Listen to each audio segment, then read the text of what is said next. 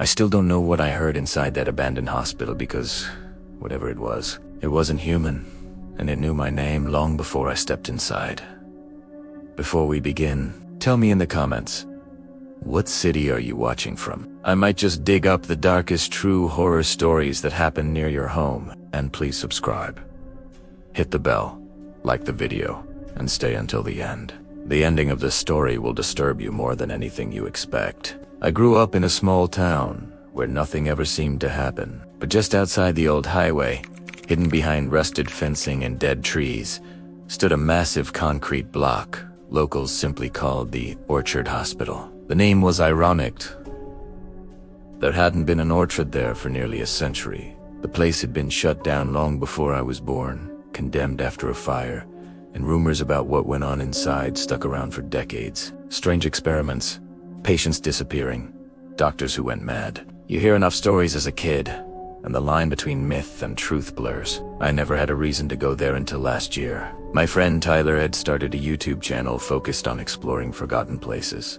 It was small, barely a few hundred subscribers, but he treated every upload like a documentary for the History Channel. When he told me he wanted a film inside the Orchard Hospital, the burned out basement, part of the building sealed off. After the fire, I told him he was insane. Everyone knew the basement was where most of the stories came from, but he begged me to come as backup, just in case. I wasn't enthusiastic, but a mix of boredom and misplaced loyalty pushed me into agreeing. We went at dusk, because Tyler insisted the lighting sets the mood.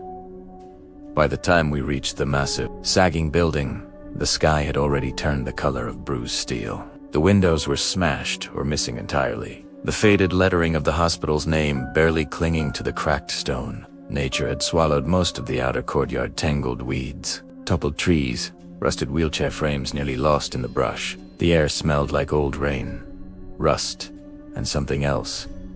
Something sickly sweet, like rotten fruit. Perfect, Tyler said, raising his camera. Perfect for tetanus, I muttered. The main doors were long gone, leaving a yawning, cold entrance that seemed to swallow sound. Our footsteps echoed as we walked in, crunching broken glass. The inside was far worse than I remembered from the times I'd passed by as a kid. The hallways were lined with peeling green paint, deep cracks running across the ceiling like veins. Old medical charts littered the floor, most water damaged beyond recognition. Tyler kept filming, narrating theatrically. This abandoned hospital is rumored to be the site of dozens of disappearances. Locals say the spirits of those who died in the fire still wander these halls. Very original, I said, rolling my eyes. But then, something odd happened. From deeper in the building somewhere, far in the dark, a metal door slammed shut. Not a gentle breeze, not a shifting piece of debris. A full, sharp slam, like someone had thrown their weight behind it. We froze. Tyler lowered his camera slightly. Probably an animal, he whispered, though his tone betrayed uncertainty. I nodded, trying to appear unfazed, but my heart thudded hard in my chest. We had flashlights, the only thing cutting through the vast darkness ahead. Tyler pointed toward the stairwell leading to the basement. You ready? Absolutely not, I answered. Perfect, he grinned. Let's go. The metal staircase creaked under our weight as we descended. The deeper we went, the colder the air became. Not normal basement chill more. Like the temperature dropped 20 degrees instantly. I could see my breath. Tyler pretended not to notice, but even he kept glancing around nervously. Halfway down the stairs, I heard whispering. Not words, just a faint cadence of a voice. Soft, steady, too calm. Did you hear that? I hissed. Tyler swallowed. Just wind. But it wasn't wind. The voice was coming from below us, rising slowly like someone was aware of our approach. When we reached the bottom step, our flashlights revealed a long hallway draped in darkness. Mold covered the walls in thick, black patches. The tiles were cracked and buckled, as though something beneath them had shifted violently. A few overturned hospital beds sat along the sides, their wheels locked in ancient rust. The whispering stopped, and then footsteps. Slow, dragging footsteps. moving rhythmically somewhere deeper down the hall. "Someone's down here," I whispered. "We should go." But Tyler's eyes lit up. "This is gold. Dude, this is literally the best footage I've ever gotten." He stepped forward, raising his camera again. I reluctantly followed because the idea of waiting alone on the stairs felt even worse. The sound of dragging footsteps grew louder to loud. Actually, the acoustics were wrong. It didn't sound like someone walking on tiles, it sounded like something moving through thick liquid. Each step accompanied by a faint wet slosh. My stomach tightened. We reached a doorway on the right. The sign above it hung crooked. Ward C. The metal door had been forced open, bent inward as if something had pushed it violently. Our flashlights passed over the room inside, revealing rows of beds, their sheets charred and brittle. Medical equipment was melted into grotesque shapes. The walls were scorched black, with streaks that looked disturbingly like claw marks. And then we saw it. At the far end of the room, partially hidden behind a burned privacy curtain, someone stood facing the corner, completely still, not moving. A tall figure in what looked like an old, soot-stained patient gown. "Holy Tyler, are you seeing this?" Primera whispered. He zoomed in with his camera, barely breathing. The figure didn't turn, didn't acknowledge USB. Its posture looked wrong. Slightly hunched, head tilted too far to one side. "Hello," Tyler called out gently. "Are you okay? Do you need help?" I wanted to strangle him. The figure twitched, just a small jerk of the shoulder. Then, another. The dragging footsteps we'd heard weren't coming toward us. They were coming from that motionless figure, yet its legs were not moving. Tyler finally seemed to register that something was deeply, horribly wrong. "We should," before he could finish. The figure whispered in a dry, rasping voice that carried across the entire ward. "I've been waiting for you." And it said my name.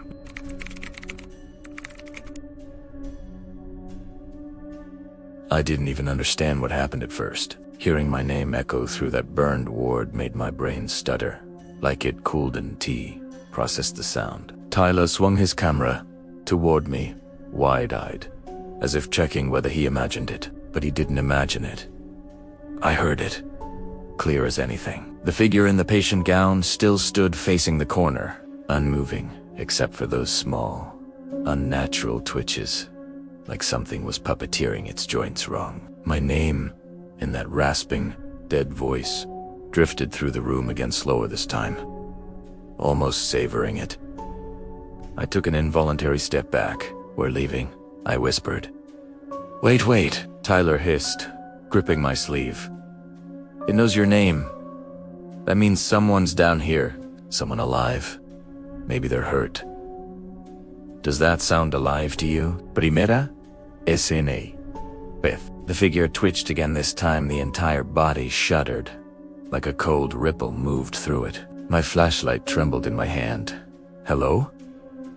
Tyler called out again, much weaker now. The figure didn't answer. It just lifted its hand, bones visible through the sleeve where the fabric had burned away. It raised an arm impossibly slowly, like gravity was fighting against the motion on, pointed, not at Tyler, but directly at me.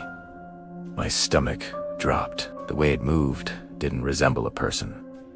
There was no natural motion. It was stiff at first, then to fluid, then stiff again, as if something was adjusting its movements in real time. Tyler finally seemed to understand what I'd been feeling since we entered this place.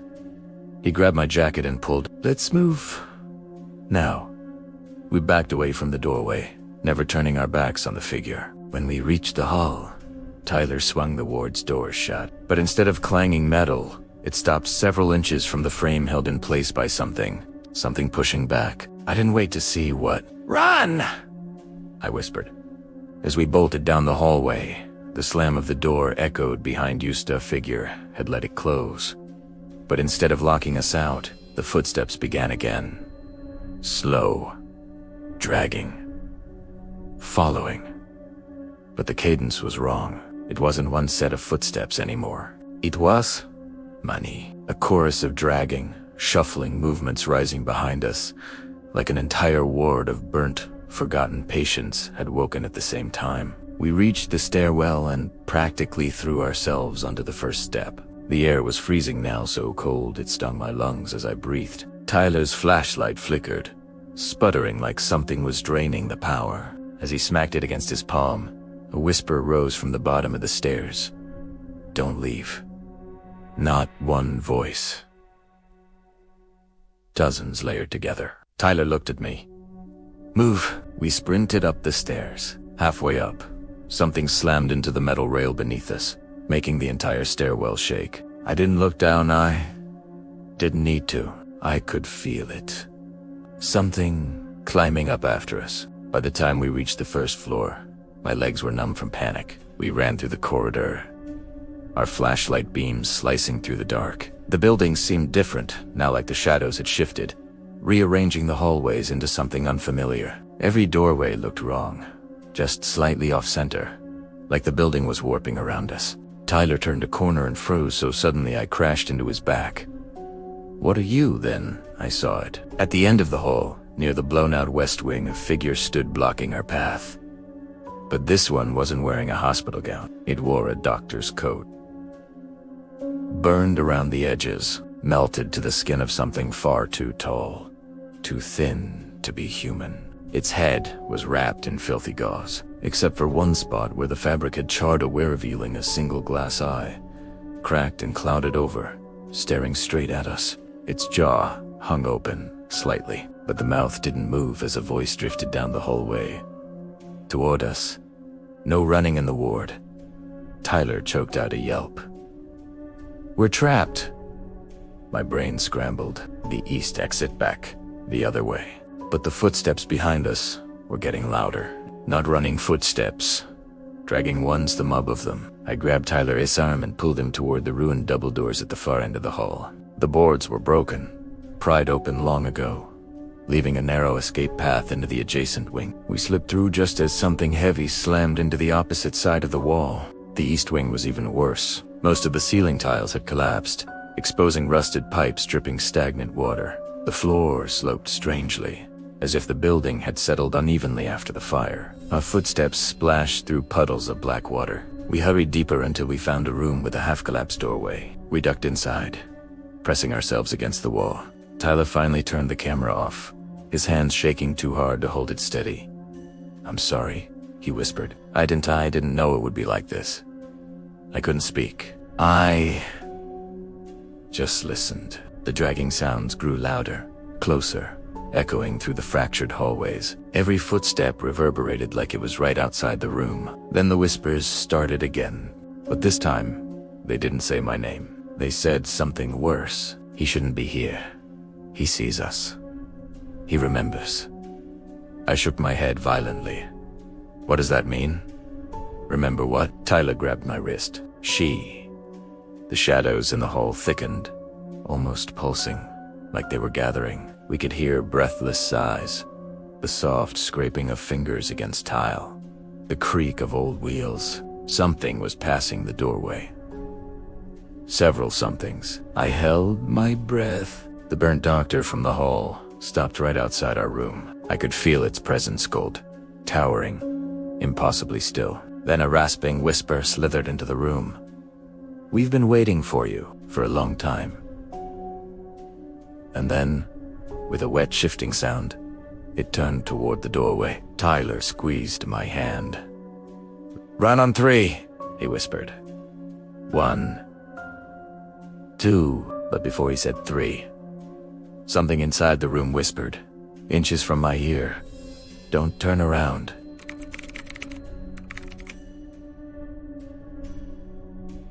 I froze where I stood.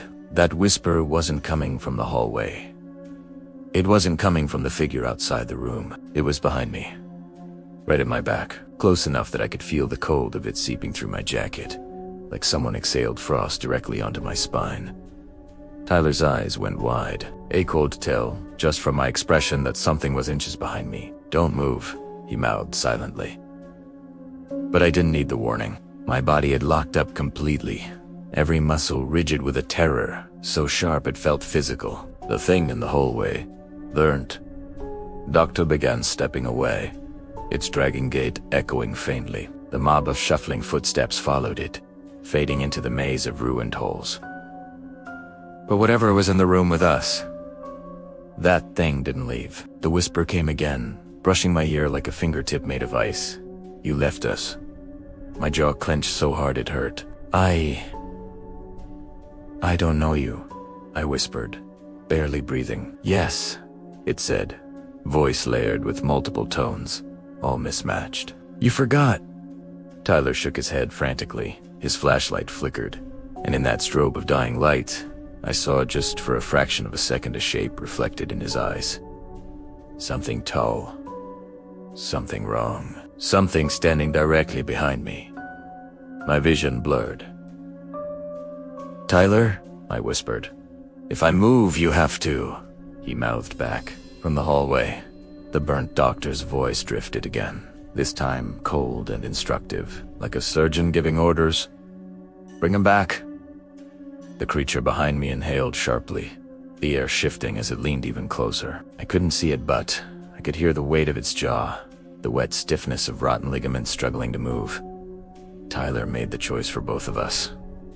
Now, he yanked my arm so hard I nearly dislocated my shoulder. I burst forward, legs stumbling over debris as something behind me lunged. A sharp, scraping sound tore through the wall where I had been standing, claws or bone or something else, ripping deep grooves through crumbling plaster. We sprinted out of the room, into the hallway, slipping in puddles of stagnant water. The lights of our flashlights stuttered uselessly as the shadows shifted and pulsed around us. Behind us came a scream, not human, not even close.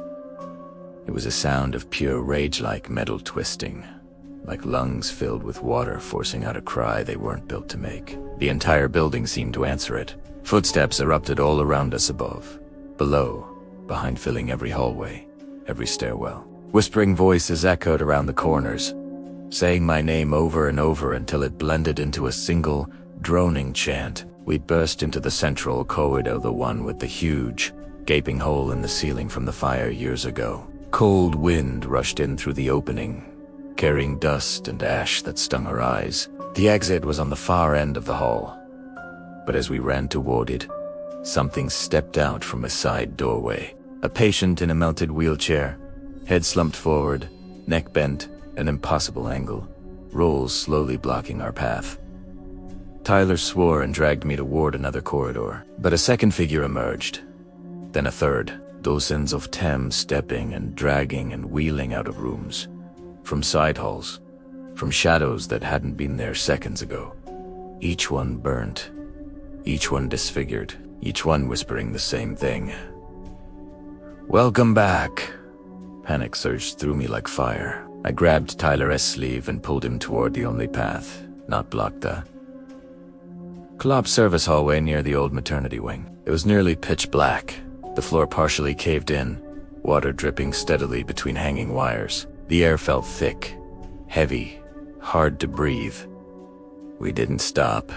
We couldn't. Behind us, the army of burnt patients moved in perfect unison, their whispers rising in a nauseating chorus. Then Tyler's foot caught on something. He fell hard, the camera skidding across the wet floor. His flashlight went out completely. "Tyler, get up." My ankle." A dragging step echoed behind us. I pointed my flashlight. The burnt doctor was standing only a few feet away, head tilted, gauze shifting like it was breathing beneath the bandages.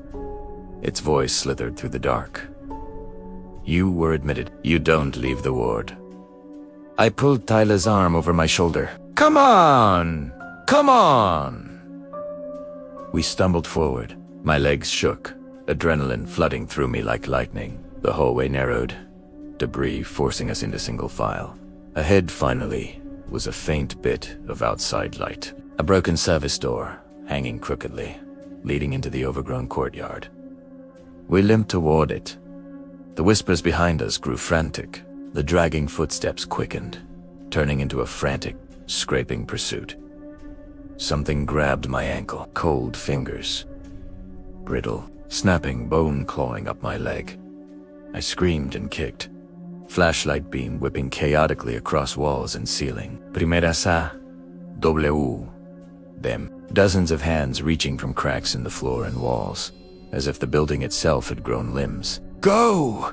Tyler shouted, shoving me toward the exit with everything he had. I fell through the doorway, crashing onto wet grass. Tyler stumbled after me, collapsing beside me as the service door slammed shut behind us, not by wind, but by force. Something slammed into it from the other side. Then again and again. We didn't wait. We crawled, then ran, limping across the courtyard, toward the fence. The night air outside felt warm compared to the freezing breath of the hospital. We climbed the fence, ignoring the way the metal cut into our hands. Behind us, the hospital's broken windows flickered with movement shapes, watching, shifting, gathering in the shadows. When we finally reached the highway, wheezing, bleeding, shaking, we didn't speak for a long time. Tyler eventually whispered, "We got out." But as I caught my breath, I realized something that made my blood run cold. I could still smell that sickly sweetness, the rotten fruit scent of the hospital, clinging to my clothes, clinging to my skin. And when I looked down, there were fingerprints on my ankle. Charred blah, burnt deep into the fabric of my sock. I tried to wipe them off. They didn't smear. They didn't fade. They were shaped into the material like someone had pressed a branding iron made of ash into me. That night, when I tried to sleep, I heard something whispering from the corner of my room. "You remember now." And the worst part, it used the same voice that spoke my name in the hospital. If you've ever explored an abandoned place, or if something like this has ever happened in your city, share it in the comments. I read every single one. And don't forget to like the video, subscribe, and hit the bell so you never miss more true horror stories like this.